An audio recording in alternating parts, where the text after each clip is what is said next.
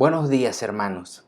Hoy nuestra reflexión la vamos a basar en unas palabras, en una oración de nuestro Señor Jesucristo en Getsemaní, en el Monte de los Olivos, que ocurrió horas antes de su detención y posterior muerte.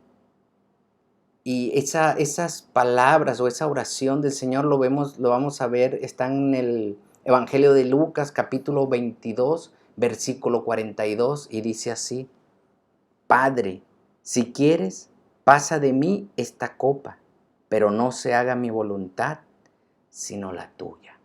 Aquí vemos a Jesús orándole al Padre.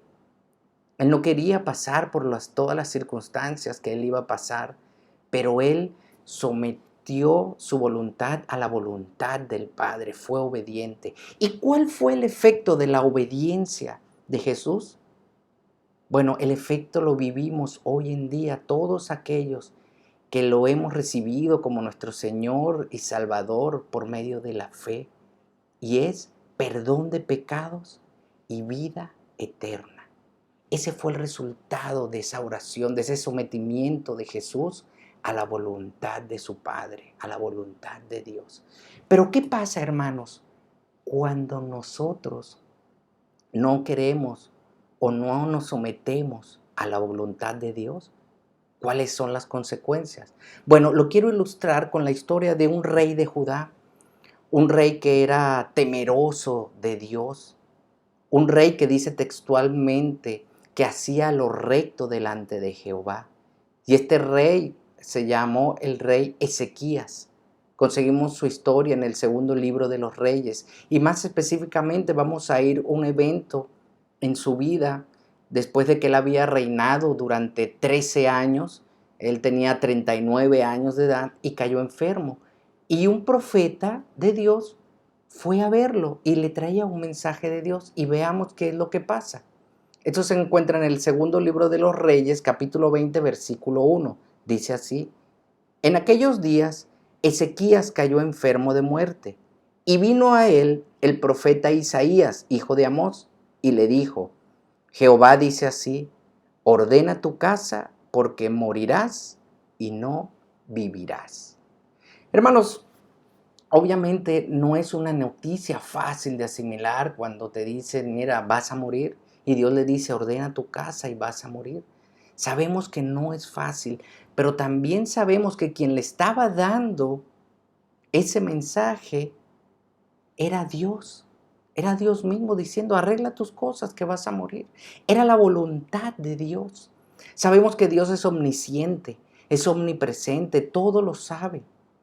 De hecho, para poner un poco más en contexto, para entender la voluntad de Dios y cuáles son los planes de Dios, veamos lo que dice el profeta Isaías en el capítulo 55, en el versículo 8 al 9, dice así: Porque mis pensamientos no son vuestros pensamientos, ni vuestros caminos mis caminos, dijo Jehová. Como son más altos los cielos que la tierra, así son mis caminos más altos que vuestros caminos, y mis pensamientos más que vuestros pensamientos. Aquí ponemos en contexto, hermanos, que los pensamientos de Dios no son nuestros pensamientos, son pensamientos más elevados. Entonces, por eso, cuando Dios tiene un mensaje, un mandato, un ordenamiento para nosotros, hermanos, debemos de tener la actitud que tuvo Cristo. Pero veamos qué pasa con el rey Ezequías. En el versículo de 2 al 5 dice así: Entonces él volvió su rostro a la pared y oró a Jehová y dijo: Te ruego, oh Jehová, te ruego que hagas memoria de que he andado delante de ti en verdad y con íntegro corazón, y que he hecho las cosas que te agradan. Y lloró Ezequías con gran lloro. Y antes que Isaías saliese hasta la mitad del patio, vino palabra de Jehová a Isaías diciendo: Vuelve y di a Ezequías, príncipe de mi pueblo, así dice Jehová, el Dios de tu padre: Yo he oído tu oración y he visto tus lágrimas. He aquí que yo te sano. Al tercer día subirás a la casa de Jehová.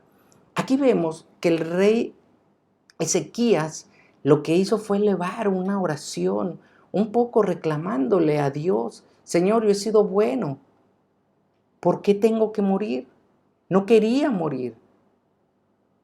Vemos después la respuesta de Dios. Dios escucha su oración y le responde. Le dice el profeta Elías en el versículo 6 y le dice, este es el mensaje que le da Dios a través del profeta Elías. Y le dice en el versículo 6, y añadiré a tus días 15 años y te libraré a ti y a esta ciudad del mano del rey de Asiria.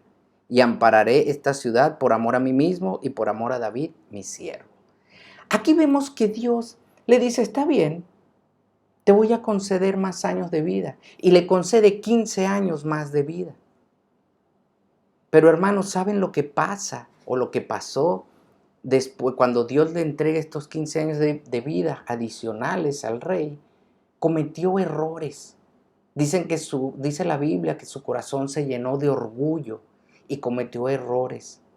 Uno de sus errores fue haber recibido unos embajadores de Babilonia, le mostró todas las riquezas que tenían, todas las posesiones del reino. Y ese acto del rey Ezequías lo que hizo fue despertar la avaricia y la codicia de los babilonios, quienes en el futuro iban a regresar y a conquistar y a esclavizar y a matar al pueblo de Israel.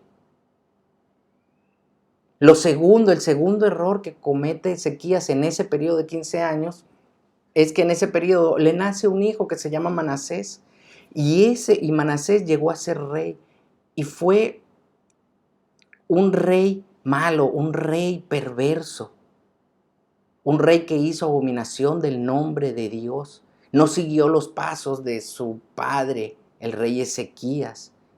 Dice que mató y derramó sangre inocente por todo Jerusalén, le causó dolor y destrucción a su pueblo. Entonces, hermanos, ahora pongamos en contraste estas dos reacciones ante la voluntad de Dios, estas dos reacciones o estas dos actitudes. Vemos por un lado que Jesús aceptó la voluntad del Padre, a pesar de que no quería hacerlo. ¿Y cuál fue el resultado de aceptar la voluntad? Perdón de pecados y vida eterna. Pero ahora veamos qué pasó con el rey Ezequías. No quiso aceptar la voluntad de Dios para con su vida. ¿Y qué pasó? Hubo esclavitud, hubo muerte. Esas fueron las consecuencias. Y sabemos que los dos iban a morir, tanto Jesús como Ezequías, pero uno aceptó y el otro no aceptó. Entonces vemos, hermanos, cuál es la diferencia de aceptar la voluntad de Dios.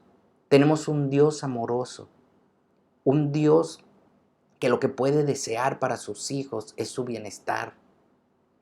Y quiero leer en el Salmo 143, versículo 10, una oración hermosa que deberíamos de apropiarnos de ella, que dice así: enséñame a hacer tu voluntad, porque tú eres mi Dios. Y esa debe ser nuestra oración, Señor. Orar al Padre para que nos enseñe a obedecer su voluntad. Nada malo puede venir de un Dios que es amor. En la primera carta de Juan, en el capítulo 2, versículo 27, también dice así: y el mundo pasa y sus deseos, pero el que hace la voluntad de Dios permanece para siempre, hermanos. Que Dios les bendiga.